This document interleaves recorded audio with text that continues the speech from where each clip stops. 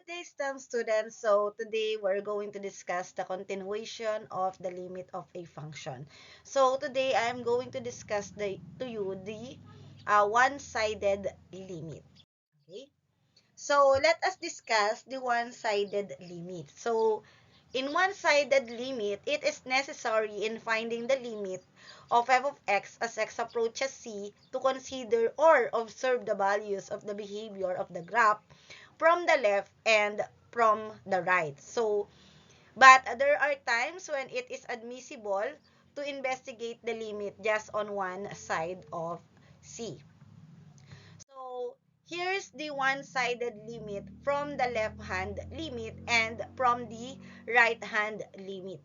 So, as you can see, in our left-hand limit, we have here the negative sign sa naka-raise po siya kay C. So, it means that is a left-hand limit.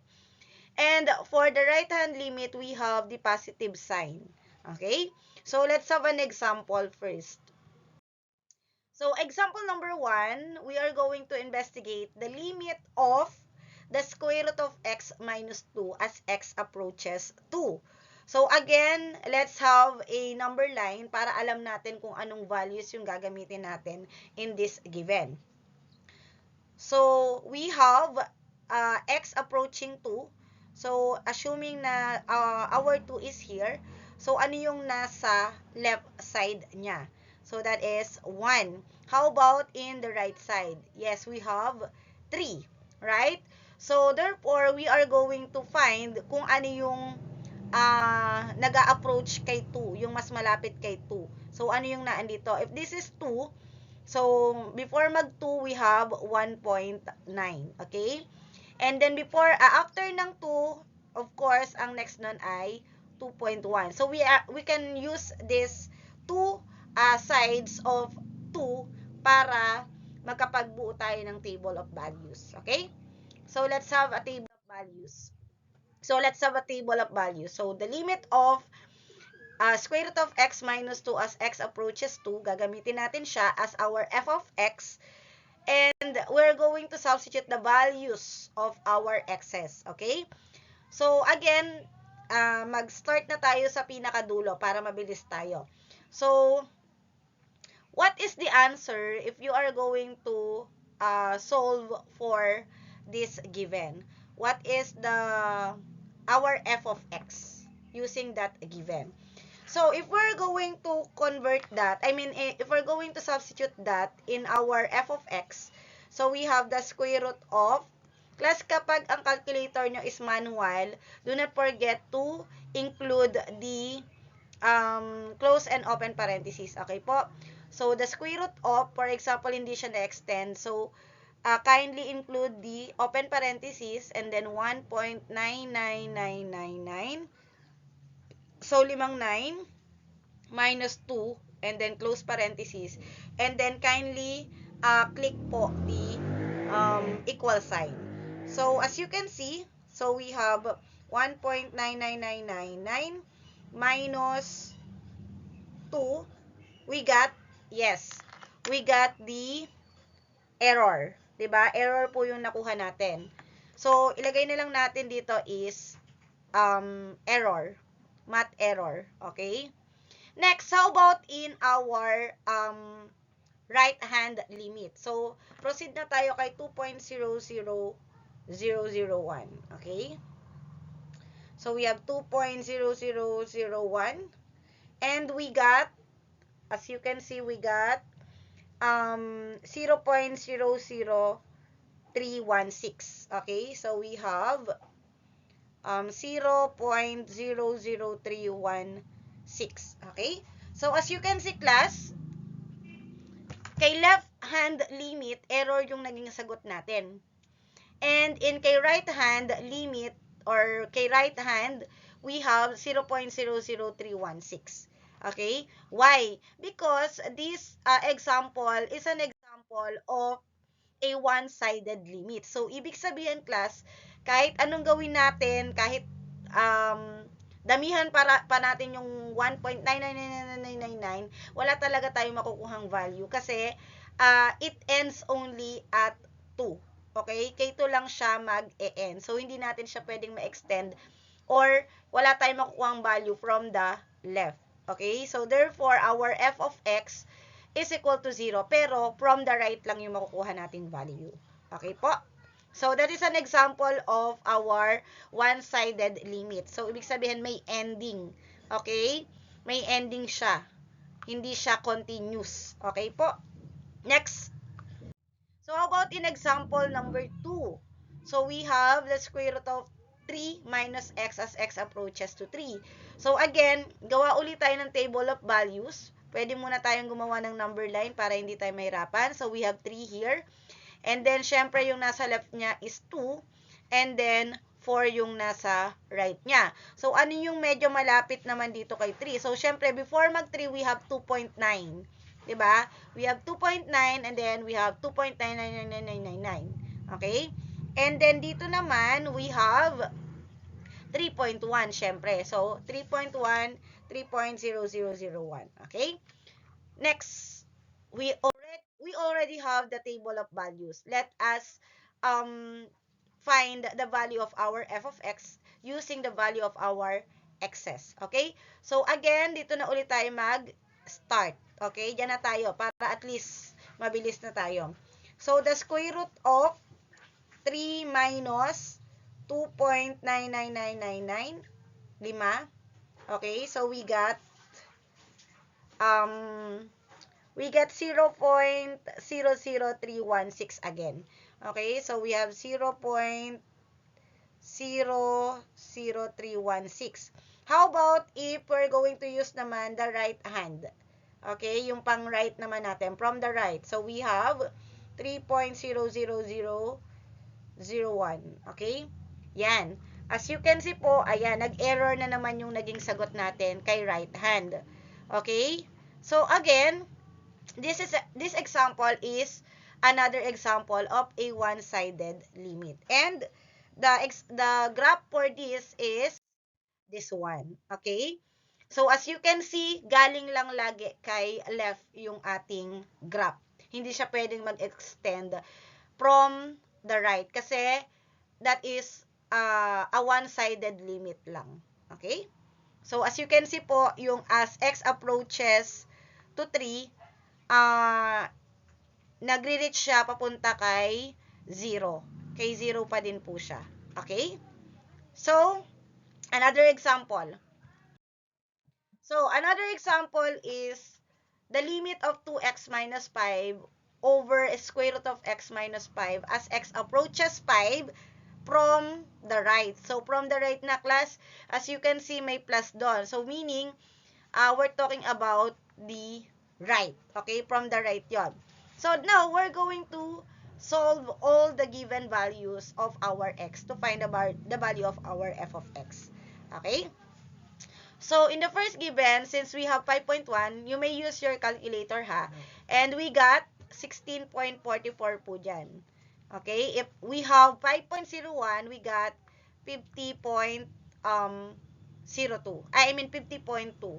Okay? And then, for 5.001, we have 158.17. And for the last one, we have 5.0001, we got 500.02. So, as you can see, class, the more na nire-reach ni x, yung 5, palapit ng palapit kay 5, palaki naman ng palaki yung value ng f of x natin. Hindi yan mali, class. Hindi siya mali. Pero, this is an example of an asymptote. Okay? Paano pag sinabi nating asymptote? Ibig sabihin, the more na nire-reach natin yung value na 5, palaki naman ng palaki yung value niya. Palapit siya ng palapit kay 5, pero palaki ng palaki yung value niya. And that is an example of asymptote. So, meaning, class, may value siya, pero that is positive infinity. Okay? Positive infinity siya. Kasi wala naman tayong exact value for that. That's why, kapag nakakita kayo ng ganito, your answer should be positive infinity. Siyempre, pagka papunta naman sa baba, it should be negative infinity. Okay? So, therefore, the limit of this given is positive infinity. Kapag naman papababa, that is negative infinity. Okay po? So, let's have another example about the limit of a function. Okay, let us consider the graph of f of x below. So, determine the following. So, look at the given. We have a, b, and c. The limit of f of x as x approaches to negative 2. So, class, sabi ko sa inyo, always consider kapag ang given natin ay walang positive or negative dito, it means we are going to determine the left and the right. Basta wala siyang positive or negative, we're going to determine po the left and the right. So, let us determine muna yung left natin at saka yung right natin. Okay? Dito lang tayo lagi magbe-base kung saan siya nag-a-approach. Okay? Since f of x lang naman yung given natin. So, x approaches to negative 2. Hanapin nyo kagad yung negative 2. And, class, saan kayo una maghahanap? Sa x-axis. And where is the negative 2? Siyempre, from the origin, hanapin nyo yung negative 2, 1, 2. So, ito yung negative 2 natin, di ba? This is our negative 2. Ngayon, if that is our negative 2, mag-draw lang kayo ng line. Okay? So, as you can see, na-touch niya na yung graph. Diba? Na-touch niya yung graph. So, ang kailangan natin gawin is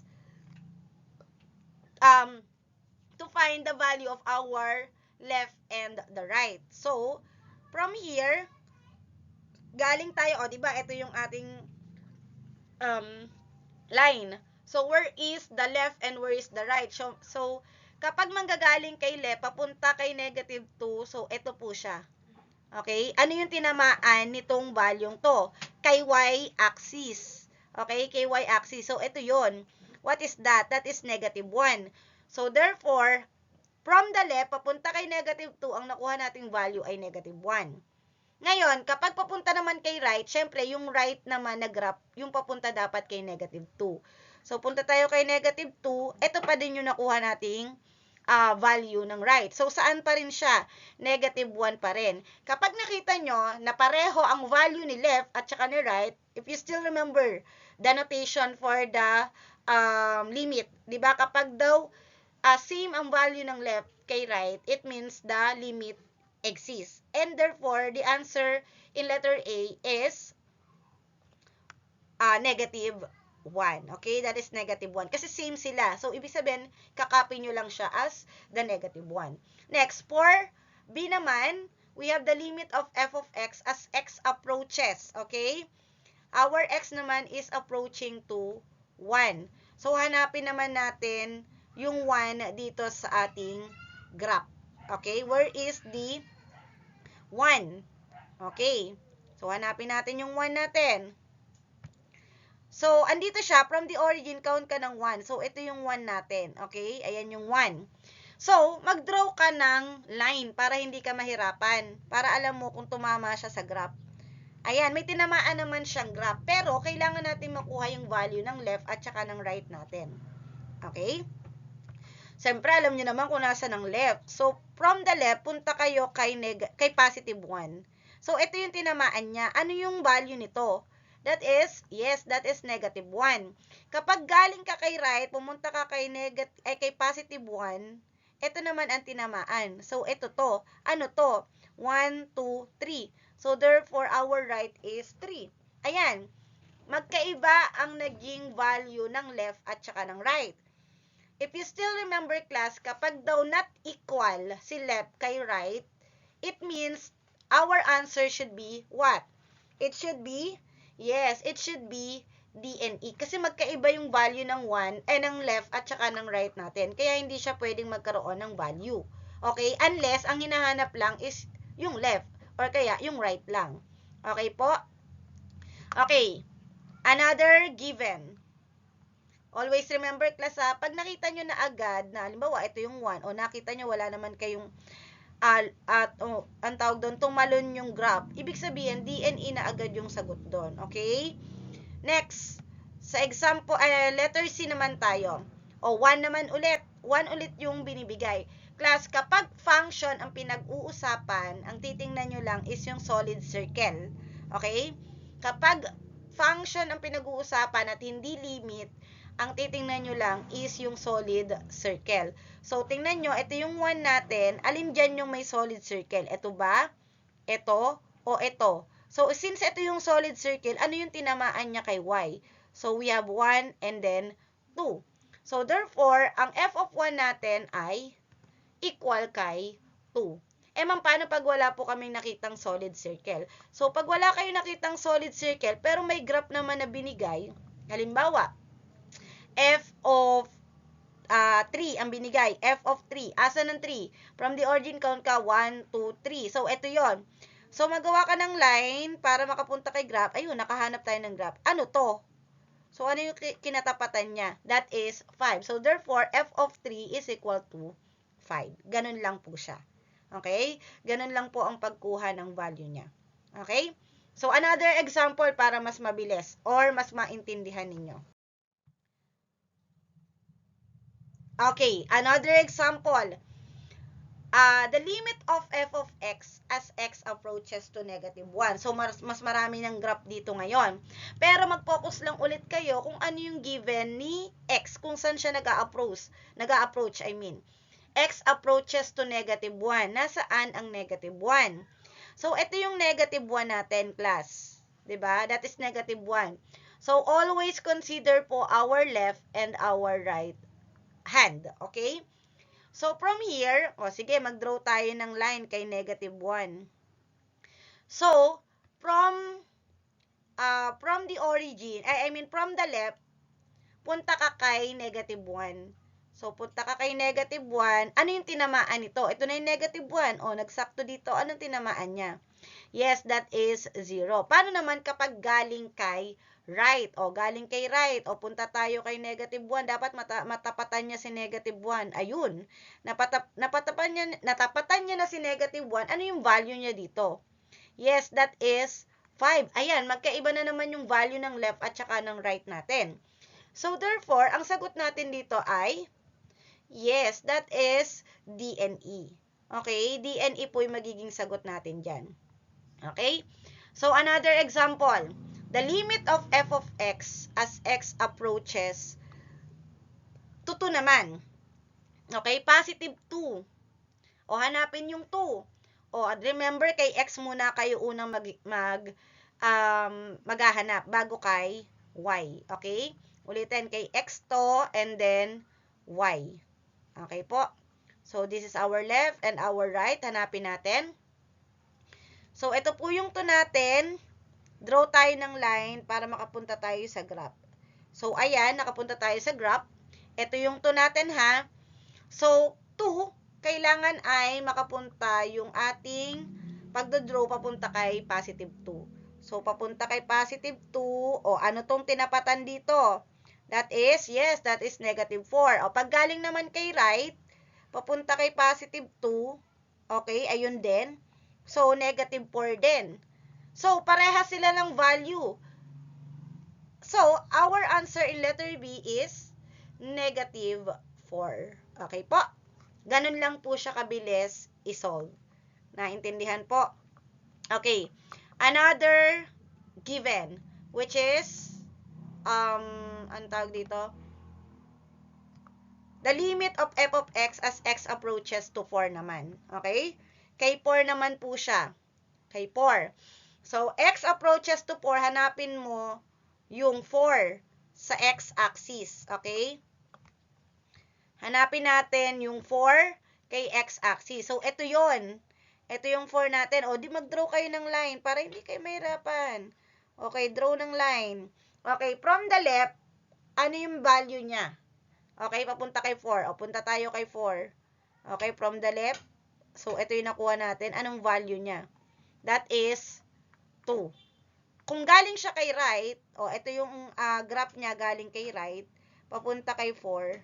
So, ito yung tinapatan.